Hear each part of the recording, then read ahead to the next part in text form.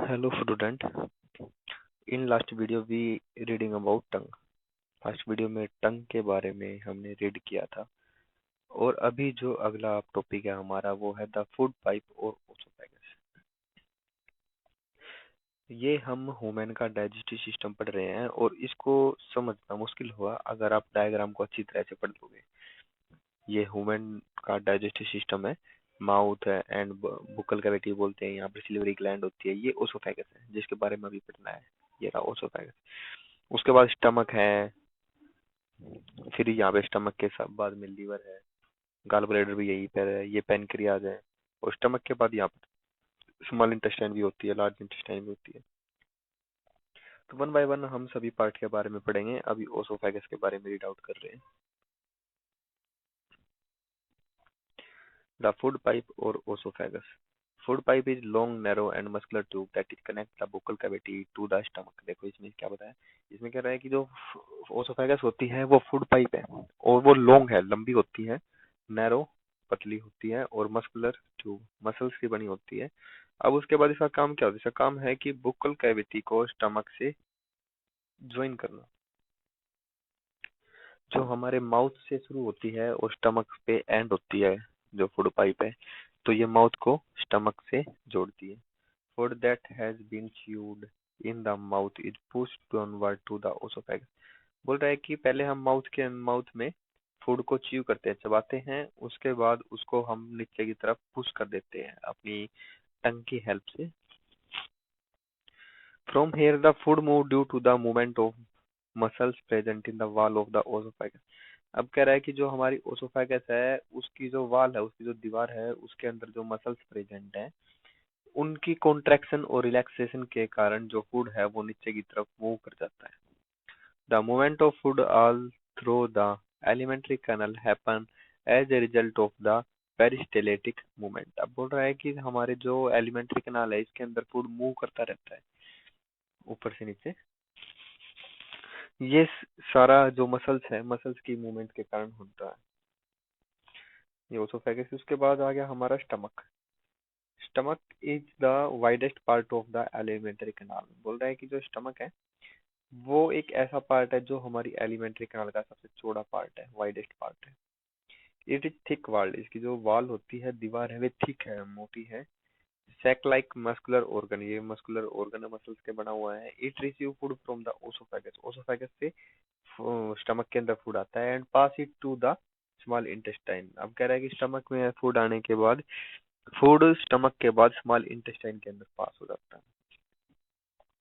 The inner line of the stomach secret gastric juice. देखो अभी तक तो हमने पढ़ा था स्टमक का स्ट्रक्चर कि ये कहाँ पर होता है, किस किस से जुड़ा होता है, इसकी वाल कैसी होती है। अब इसके बाद यहाँ से हम पढ़ रहे हैं कि स्टमक के फंक्शन क्या है, कि काम क्या करता है stomach. The inner line of the stomach secret gastric juice. देखो जो इनर लाइन है, जो स्टमक की जो अंदर वाली दीवार होती है, वहां से गैस्ट्रिक जूस निकलता है।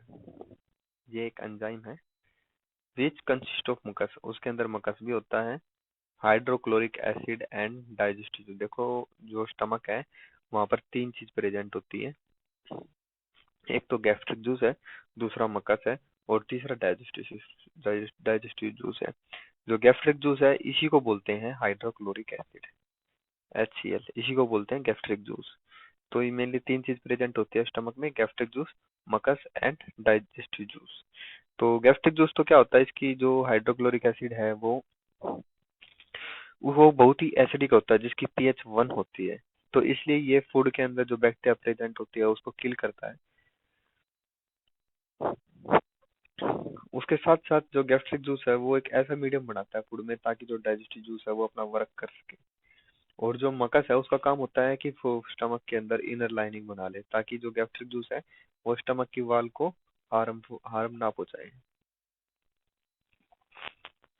Mucus present the inner lining of the stomach. Hydrochloric acid kill bacteria. It also provide acidic medium for digestion of food by gastric juice in the stomach. देखो इसमें बताया है कि जो मकस है वो तो इनर लाइनिंग बना लेता है स्टमक में, जिससे कि जो गैस्ट्रिक जूस है वो नुकसान ना पहुंचे। जो हाइड्रोक्लोरिक एसिड है वो बैक्टीरिया को किल करता है। उसके साथ साथ जो फूड को एसिडिक बनाता है, ताकि जो डाइजेस्टिव जूस है वो अपना वर्क कर सके। The digestive juice in the stomach break down protein to the simpler substance like amino acid. अब एक चीज और है यहाँ पे कि जो डाइजेस्टिव जूस हमने पढ़ा था यहाँ पर, इसकी ये क्या क्या करता है। जो डाइजेस्टिव जूस है वो ब्रेक डाउन करता है प्रोटीन को ब्रेक डाउन करता है सिंपल अमीनो एसिड में। जो प्रोटीन होता है, अमीनो एसिड की चेन होती है, काफी सारे अमीनो एसिड जुड़ते हैं तब प्रोटीन बनता है। तो जो प्रोटीन है उसको ब्रेक डाउन करने का काम करता है डाइजेस्टिव जूस। अब स्टमक के बाद आ गया हमारा small intestine. Small intestine is about 6 to 7 metre long. देखो याद करने की चीज है कि जो हमारी स्मॉल इंटेस्टाइन होती है कितनी लंबी होती है, 6 से 7 मीटर लंबी होती है। और ये डाइजेशन में हेल्प करती है। और इसके अंदर 3 टाइप का सीक्रेशन, जो एंजाइम सीक्रेट होते हैं जो फूड को डाइजेस्ट करते हैं, 3 तरह के एंजाइम ये हमारी स्मॉल इंटेस्टाइन में रिलीज होते हैं। अब ये एंजाइम पढ़ने हैं तीनों। देखो पहला एंजाइम है सीक्रेशन फ्रॉम लीवर। लीवर से क्या सीक्रेट होता है। Liver is the largest gland of the body. हमारी बॉडी की सबसे बड़ी ग्रंथि है ये। और कहाँ पर है ये, स्टमक के थोड़ा सा राइट में नीचे की तरफ होती है। It secret the bile juice. अब ये चीज याद करने की है कि इसके अंदर से जो लीवर है वहां से कौन सा एंजाइम निकलता है, उसके अंदर से निकलता है bile juice. That is stored in like bag like structure called gall bladder. अब देखो जो लीवर के अंदर जो बाइल जूस रिलीज हुआ है यहाँ पर, ये रहा bile juice.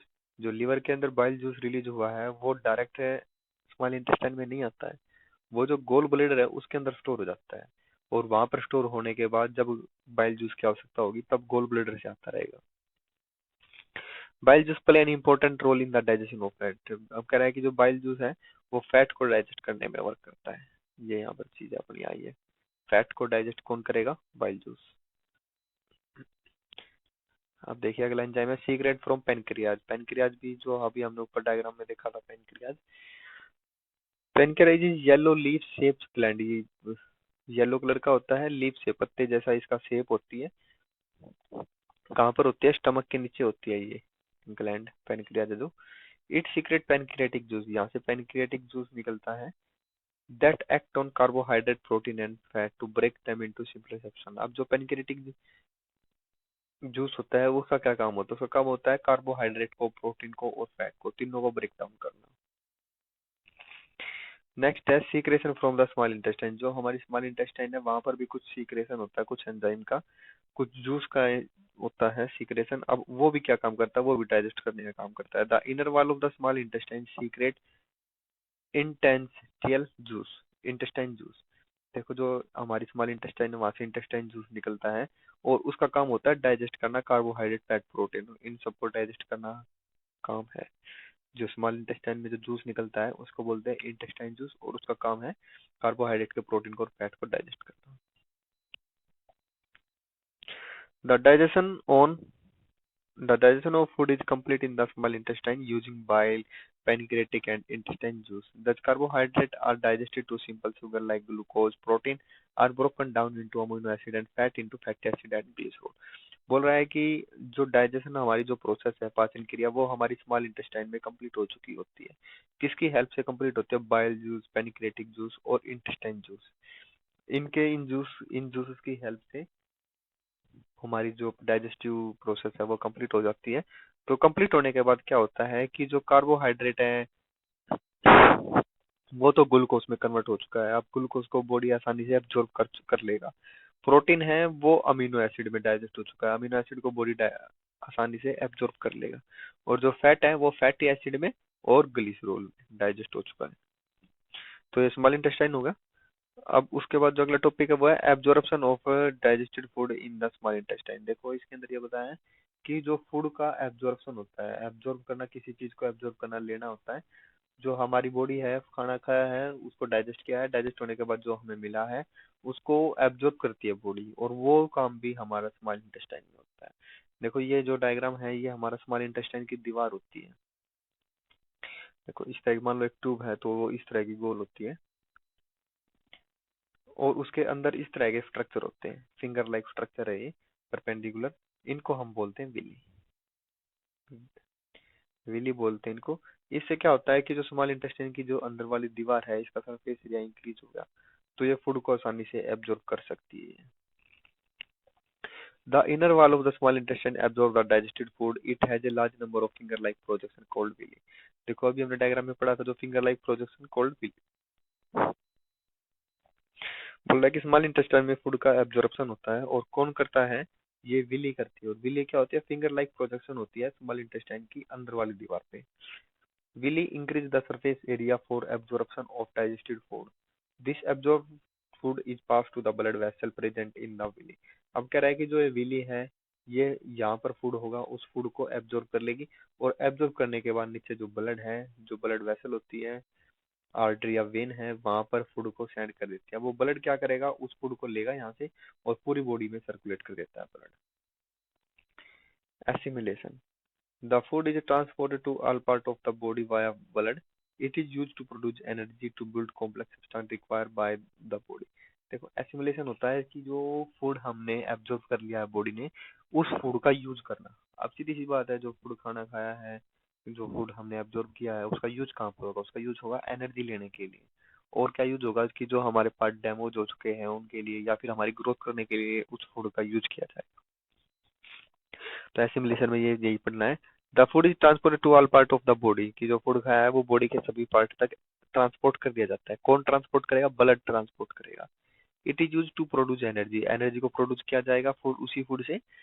To build complex substance required by the body, body के लिए जो रिक्वायरमेंट है, जो जिस सब्सटेंस की रिक्वायरमेंट है, वो सब्सटेंस बनाए जाएंगे उस फूड से।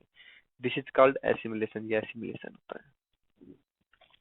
Glucose, which is final product of carbohydrate digestion, is broken down with the help of oxygen into carbon dioxide and water.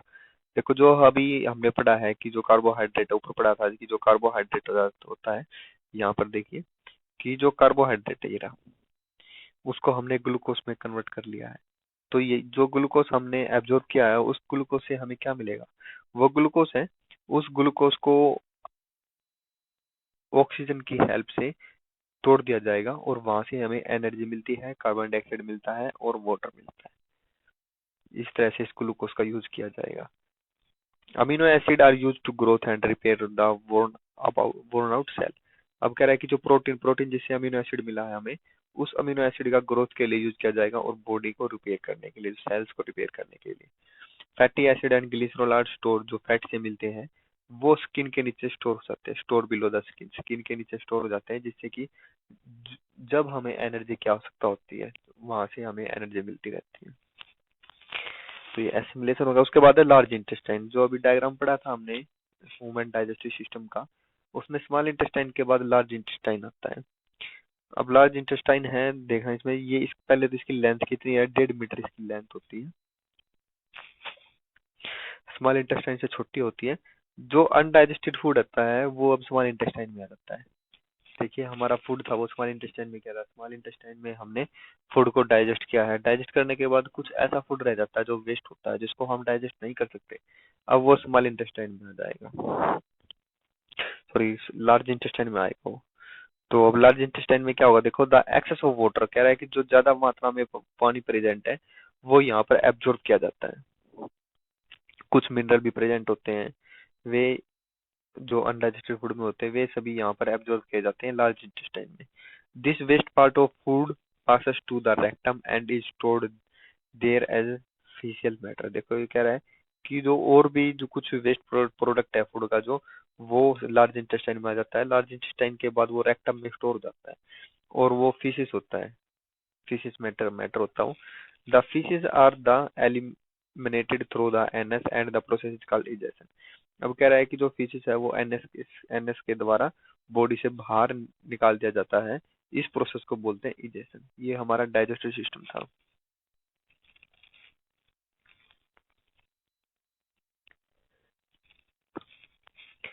देखिए जो अगला टॉपिक है वो है हार्ट बर्न का, some digestive related element. Heartburn, तो digestive system के कारण कई बार हमें डिजीज भी हो जाती है, तो वे डिजीज पढ़नी है अभी, ये 2-3 डिजीज आई। हार्ट बर्न है पहले, it is the discomfort for burning sensation cause in the chest. हम कई बार हमारी जो चेस्ट होती है उसके में कई बार हमें बर्निंग फील होती है, जलन फील होती है, एसिडिटी सी फील होती है। It is due to the content of the stomach travelling upward. कह रहा है कि जो हमारा स्टमक अभी हमने पढ़ा था उसके अंदर गैस्ट्रिक जूस होता है, तो स्टमक का मटेरियल है वो ऊपर आ जाता है ओसोफेगस में, तो उसके अंदर गैस्ट्रिक जूस होता है जो कि एसिडिक होता है, जिसकी पीएच 1 होती है, इसलिए जलन फील होती है हमें। The gut cannot withstand acid and is irritate when acid from the stomach travel into it। बोल रहा है कि गलट के अंदर आ जाता है। गलट क्या होता है? जो ओसोफेगस का नीचे वाला भाग होता है। ओसोफेगस एक फूड पाइप होती है जो माउथ को स्टमक से जोड़ती है। तो जहां पर स्टमक से जुड़ी होती है उसको बोलते हैं गल्ट। तो स्टमक का जो मटेरियल है वो गल्ट में आ जाता है और गल्ट इसके इससे इरिटेटेड हो जाता है। जो एसिडिक है, एसिड है स्टमक का, वो गल्ट में आ जाता है इसलिए। Belching, if you drink Babli beverage और स्वेलो एयर वाइल ईटिंग। देखो हाँ, कई बार हमें डकार वगैरह आती है, उसके बारे में बता रहे हैं कि हम बबली कुछ खाना पीते हैं या फिर खाते हैं जिसके अंदर एयर होती है, या फिर हम कई बार एयर को निगल जाते हैं खाना खाते time. Air collect in the stomach, जो स्टमक के अंदर जो हवा है वो कलेक्ट हो जाती है, इकट्ठी हो जाती है। It is then push back through the oesophagus and quickly come out of the mouth. कह रहा है कि जब स्टमक के अंदर एयर इकट्ठी हो जाएगी तो स्टमक इसको दोबारा से वापस पुश करता है इस हवा को, और जो एयर है वो ओसोफेगस के द्वारा माउथ से बाहर आ जाती है। This is called belching. ये ब्लैचिंग होता है। 3 to 4 burps after a meal is considered normal. कह रहा है कि 3 से 4 बर्प जब हम खाते हैं तो ये नॉर्मली कंसिडर्ड होता है कि इस तरह की कुछ एक्टिविटी होती है। But more than that may be the sign of the medical condition like ulcer. कह रहा है कि अगर ऐसा कुछ इससे कुछ ज्यादा होता है कि 3 या 4 से ज्यादा अगर हम बेल्चिंग आती है एक टाइम पे, तो अल्सर भी हो सकता है उसका कारण। अल्सर एक डिजीज होती है जो स्टमक के अंदर ज्यादा एयर स्टोर होना, उसको बोलते हैं अल्सर। नेक्स्ट वोमिटिंग है। कई बार जो खाना खाते हैं वो वापस आ जाता है, वोमिटिंग जिसको बोलते हैं। Vomiting is the forceful explanation of stomach content from the mouth through the oesophagus. Vomiting क्या होता है? जो स्टमक का मटेरियल है जो हमने खाना खाया है वो स्टमक के अंदर स्टोर होता है और वो दोबारा फोर्स से, फोर्स से, एक तेजी से, स्पीड के साथ माउथ से बाहर आ जाता है, उसको बोलते हैं वोमिटिंग। अगला है diarrhoea. It is the process of 3 or more loose stool per day.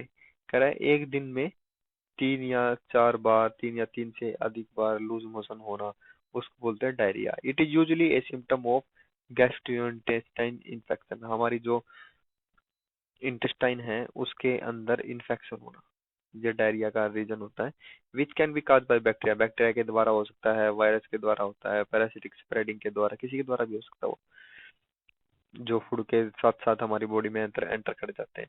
Unclean drinking water और पुअर हाइजीन, जो हम अनक्लीन साफ सुथरा पानी नहीं पीते हैं, पुअर हाइजीन साफ सफाई नहीं रखते हैं, तो फिर जो डायरिया है वो हो जाता है। Diarrhoea should not be neglect. Diarrhoea को हमने साधारण नहीं मानना चाहिए, नेग्लेक्ट नहीं करना चाहिए, डॉक्टर से दिखाना चाहिए और उसकी दवाई लेनी चाहिए। The patient should be rehydrated by giving oral rehydration solution. कह रहा है कि डायरिया जब होता है तो बॉडी में पानी की कमी हो जाती है, इसलिए उसको रिहाइड्रेटेड दिया जाता है। जैसे ORL हो गया, ये सब होगा, ORS हो गया। Always drink clean water. Diarrhoea से बचने के कुछ उपाय बताए हैं कि हमें साफ सुथरा पानी पियो, इम्प्रूव सैनिटेशन, हमें साफ सफाई का ध्यान रखो, पर्सनल एंड फूड हाइजीन, जो फूड है उसको भी साफ सुथरा खाना चाहिए। तो ये सब पढ़ा अभी हमने। डाइजेस्टिव सिस्टम कंप्लीट हो गया। उसके बाद ग्रास ईटिंग एनिमल का डाइजेस्टिव सिस्टम भी पढ़ना है, ये हम अगली वीडियो में पढ़ेंगे।